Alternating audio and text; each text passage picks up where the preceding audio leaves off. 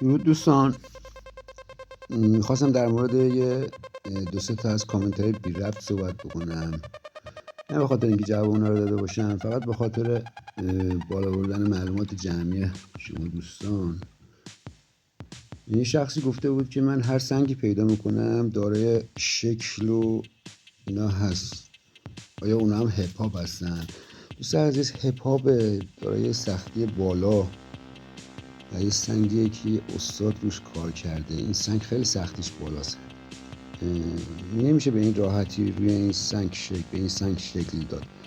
ما آدما ذهنمون جوریه که توی تصاویر میگردیم دنبال اشکال، یه جور توهم حساب میشه، بهش میگیم پارادولیا.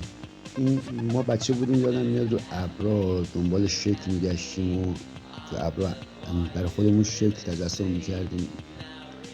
این پارادولیا هست، یه سری توهم ذهنی، اصلا هیچ ربطی به این سنگ هپ هاپ این سختی بالا نیست که استاد روش کار میکنه. من با سنباده پوستاب نتونستم حتی یه خط روی این سنگ بندازم، چه رسد بخوام شکل درست بکنم.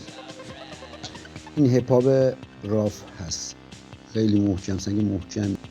بنده خدا میگفت میخوام یه گونی عیق رنگای سنگای شفاف دارم، میخوام سنگ شفاف بخوای یه گونی بهت بدم. این صحبت رو چه عقیق اصلا نگه نمیدارم. عقیق سختی پایین تری داره نسبت به عقیق، سختی 6.5 تا 7 عقیق. این عقیق سلیمانی هم هست. یاقوت سختی 9 داره. یاقوت بدون شکاف داخلی هست. عقیق سلیمانی ولی عقیق شکلی خاصی نداره، داره لبهای تیزیه. عقیق سلیمانی سرتون نگه نمیدارم، میگم چقدرم زیادم گفتم. درسته اجزای تشکیل دهنده شون اکسید آلومینیوم با کرومه. خب